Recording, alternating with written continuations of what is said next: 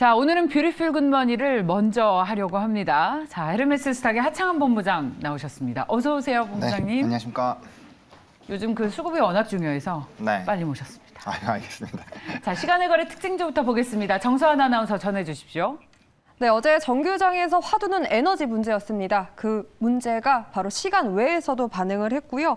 이 이상기후로 인한 에너지 문제, 이를 해결하는 과정에서 수혜를 볼 수 있는 기업의 움직임이 포착되었습니다. 먼저 국내 소식부터 전해드리겠습니다. 최근 이례적 폭우로 침수 피해 소식이 곳곳에서 전해졌는데요. 이로 인해 서울시에서 오래된 터널 보수 공사에 대한 계획을 밝혔습니다. 네, 어제는 윤 대통령이 강남역과 광화문 등의 빗물 터널을 우선 설치할 수 있도록 지시를 내렸는데요. 관련된 재건주가 움직였습니다. 우원개발 특수건설 한국종합기술이 시세를 냈고요. 각각 7%, 4%, 3%의 오름세를 기록했습니다.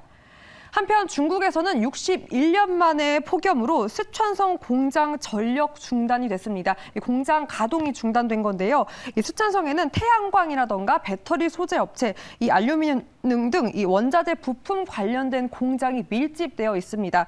이로 인해서 공장 가동이 되었기 때문에 중국 에너지 문제가 대두되며 이 국내 기업들 수혜 받을 수 있지 않을까 하는 기대감에 움직인 기업들이 있는데요. 조일 알루미늄, 포스코 엠텍이 그 움직임을 보였습니다. 각각 4% 가까운, 5% 가까운 오름세를 기록했습니다. 시간의 특징주 체크해봤습니다.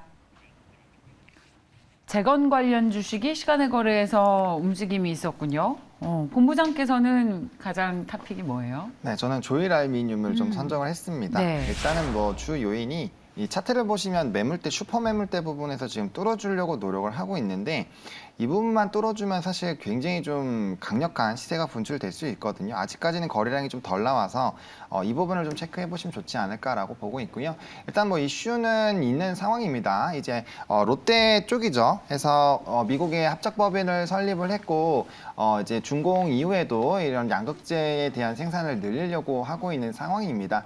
이제 과거에 관련된 부분에서 이제 공급 계약을 체결한 부분이 있어서 미국의 합작법인이 설립이 되고 그 이후에도 추가적인 물량들을 좀 많이 늘릴 수 있지 않을까라는 기대감이 좀 붙어주고 있다라고 보시면 좋을 것 같고요.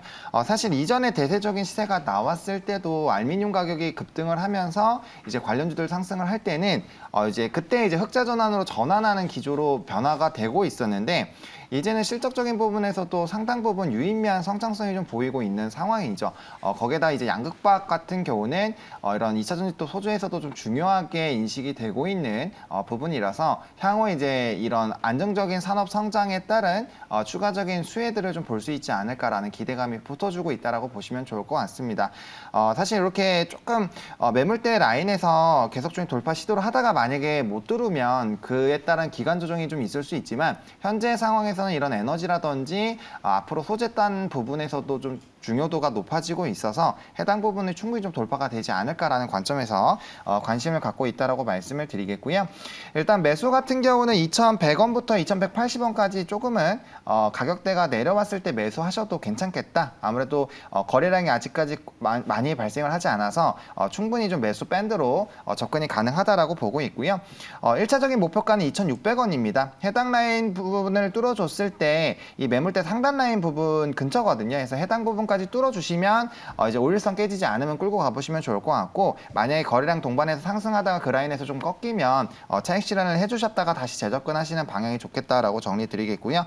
손절 라인은 1,950원으로 이전 매물대 하단 라인 부분 이제 그 하단 라인이 깨지면은 그때는 한번 조금 비중 조절을 해보자라고 전략을 제시드리겠습니다. 네, 좋아요. 자, 그리고 앞서서 요즘 시장이 이제 달러도 많이 강하고 네. 우리 환율도 약세고 그럼에도 불구하고 외국인은 계속 산다. 이유가 뭘까? 그 답은 저희에게 있습니다.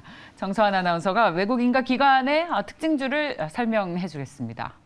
네, 외국인과 기관도 역시나 키워드는 바로 에너지였습니다. 이 에너지에 대한 부분이 국가별로 상당히 중요해지고 있는데요. 여기에 달러 강세까지 더해지면서 이러한 움직임 속에 수혜를 받을 수 있는 기업, 그러니까 한마디로 태조 이방원에 다시금 거래가 쏠리는 모습 포착되었습니다. 외국인부터 체크해 보겠습니다.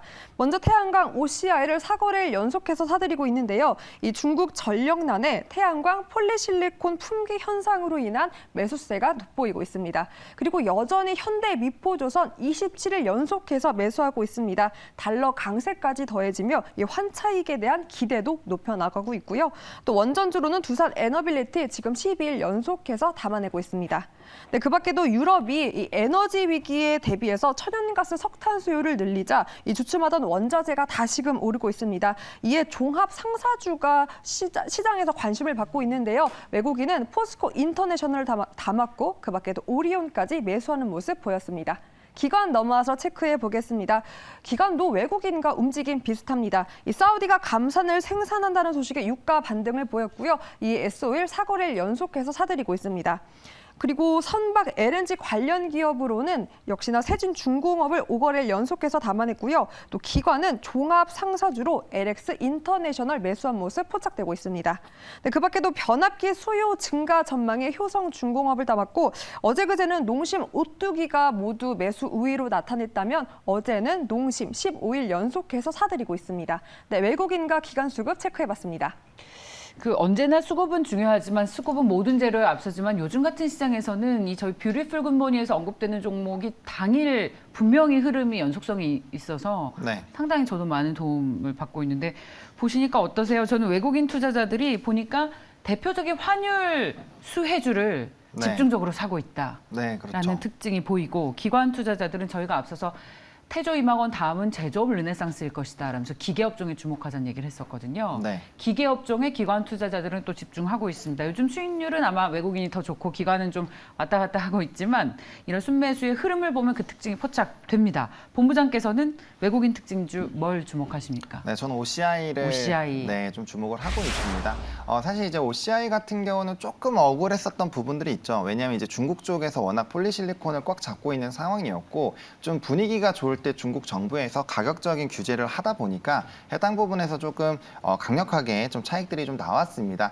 근데 이제 전력난에 대한 부분이 문제가 되면서 지금 생산 차질이 발생을 하고 있거든요. 근데 다들 아시다시피 탄소 중립으로 넘어가고 있는 상황이긴 하지만 단기적으로는 에너지에 대한 수요가 워낙 많은 상황이고 그래서 이제 태양광 설치량도 전 세계적으로 30% 이상 증가를 하고 있는 상황이죠. 그러다 보면 가장 이 사업단의 앞단인 폴리실리콘에 대한 수요가 늘어날 수밖에 없는 부분인데 가격 경쟁에 대한 부분은 자연스럽게 공급량이 줄게 되면 다시 치솟을 수밖에 없거든요. 그래서 이전에는 생산량이 좀 풍부하지 않을까라는 부분 그리고 증설적인 연결로 이어지면서 생산 부족이 해결이 되고 오히려 공급 과잉이 되지 않을까라는 우려가 조금 있었는데 그런 부분들을 이제 전력난으로 좀 해소가 되고 있다라고 보시면 좋을 것 같습니다. 그래서 사실 이게 가격적인 규제라든지 생산량이 많은 부분들도 단기적인 부분으로 이제 큰 흐름으로 보게 됐을 때는 단기적으로밖에 영향을 못 주는 부분이지만 어쨌든 중장기적으로 태양광에 대한 이런 수요가 굉장히 크게 늘어나고 있고 설치량도 굉장히 크게 늘어나고 있어서 앞으로 국내 유일 폴리실리콘을 가지고 있는 OCI는 굉장히 좀 크게 수혜를 받지 않을까. 그리고 태양광이 풍력에 대비했을 때는 주가의 위치 에너지가 상대적으로 좀 낮거든요. 왜냐하면 풍력 쪽에서는 이미 전고점 뚫어주면서 강력하게 시세가 분출되고 있는 뭐 삼강 MNT라든지 뭐 SNC라든지 이런 종목군들이 있는데 아직 태양광에서는 그런 움직임이 나온 종목이 없습니다. 그래서 후발로 에너지 쪽으로 순환매가 돌 때 위치 에너지가 낮은 쪽으로 또 돌 수가 있어서 그런 부분에서도 좀 투자 포인트를 잡아보시면 좋을 것 같고요. 매수 같은 경우는 전거래 급등이 나왔습니다만 그래도 12만 4천 원까지 좀 분할로 접근을 해보시면 좋을 것 같고요. 1차적인 목표가는 15만 원 그리고 손절 라인은 10만 원까지 좀 러프하게 잡아드릴 건데 어차피 에너지 쪽은 계속적으로 이슈가 될 거라서 많이 눌리게 됐을 때는 손절보다는 오히려 비중을 확대하시는 전략으로 대응을 해보시라라고 좀 정리를 드리겠고요. 이어서 바로 좀 말씀을 드리면 이제 LX 인터내셔널 좀 말씀을 드리겠습니다.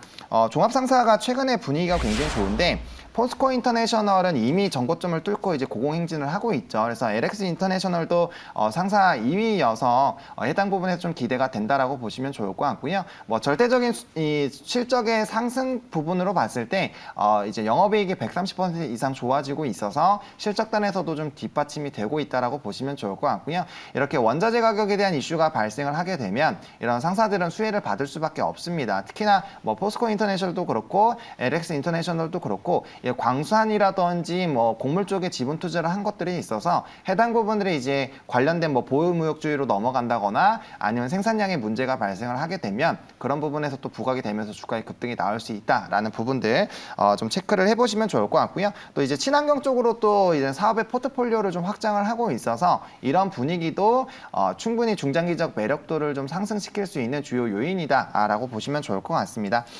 가격은 지금 계속적으로 우상향하고 있어서 조금은 부담스러우실 수 있지만 저는 추가적으로 현재 주가보다는 20-30% 이상 상승 여력이 있다라고 보고 있고요. 그래서 일단은 매수는 36,000원까지 좀 분할로, 왜냐하면 단기적으로 조정이 나오면 11선까지 좀 이제 조정이 나올 수가 있어서 거기까지 현재 가격부터 이제 조금씩 사들이시면 좋을 것 같고요. 1차적인 목표가는 4만 원, 그리고 2차는 42,000원으로 현재 가격대보다 20-30% 상방 열어놓으시면 좋을 것 같고 손절 라인은 32,000원으로 큰 흐름을 시작을 했었던 그 부분을 깨지 않으면 충분히 끌고 가보셔도 괜찮겠다라고 정리드리겠습니다. 역시나 예, 무역상사주 환율 상승 관련 수혜주로 분류할 수 있습니다.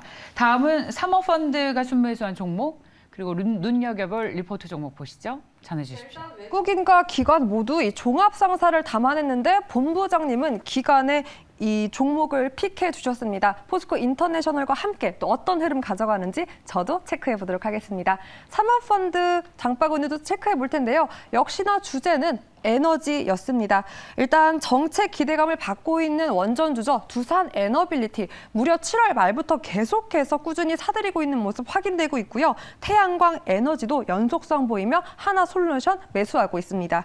네, 그 밖에도 미국의 천연가스 급등에 한국가스공사가 매수 우위 종목으로 올라온 모습도 확인됐습니다.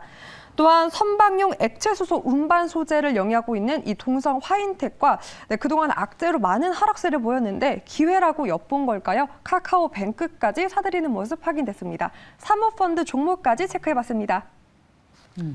네. 저는 한국카본을 좀 선정을 했는데 네. 일단은 수급이 좋습니다. 외국인 기관도 양매수가 들어오고 있고 특히나 이제 사모펀드 쪽도 좀 강력하게 들어오고 있고 뭐 투신이나 금융투자 이제 단기 수급 쪽으로 보이는 종목군들은 다 들어왔다라고 보시면 좋을 것 같습니다. 연속성 있게 늘어나고 있고 특히나 이렇게 좀 어려운 장에서 이제 고가 라인에서 이제 외국인과 기관의 동반 순매수가 들어오는 부분들은 다소 좀 긍정적으로 보실 수가 있을 것 같고요. 앞 시간에서도 좀 그런 얘기를 했죠. 이제 에너지 수요가 늘어나면 거기에 따른 운반에 대한 수요가 늘어날 것이고 그 뒷단에서는 이제 뭐 이런 본행제 쪽으로는 한국카본과 동성 하이텍 쪽으로 관심이 좀 크게 되지 않을까. 그리고 자동차 부품 쪽 또 마찬가지죠. 자동차에 대한 오리지널 출하량 자체가 좀 줄어들다 보니까 그 업황의 수혜를 좀 느끼지 못했는데 2018년 이후로 굉장히 좀 많은 수주가 나오다 보니까 이제 점진적으로 출하량이 늘어나게 될 것이고 거기에 따른 부품 수요는 자연스럽게 늘어날 것이다라고 보시면 좋을 것 같습니다. 그래서 실적적인 부분에서 턴어라운드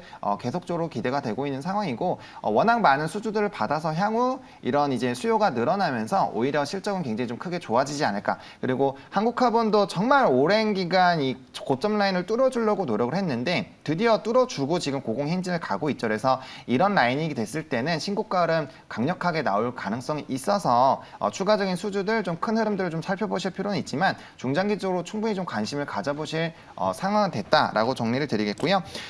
이것도 좀 고가 라인이긴 합니다만 충분히 매수가 가능하고요. 웬만하면 14,600원까지 좀 분할로 접근을 해보시면 좋을 것 같습니다. 기회는 충분히 줄 것이고요. 1차적인 목표가는 18,000원, 2차로는 2만 원 보시면 좋을 것 같고요. 손절 라인은 12,800원에서 이 박스 밴드 하단라인만 깨지지 않는다고 했을 때는 충분히 중장기로 끌고 가보셔도 괜찮은 종목이다라고 정리 드리겠습니다. 역사적 신고가입니다. 네. 불타도 되는 종목. 네. 한국카본 18,000원까지 일단 1차 목표가 주셨고 네, 잘 들어봤습니다. 헤르메스 스탁의 하창원 본부장이었습니다. 잘 들었습니다. 네, 감사합니다.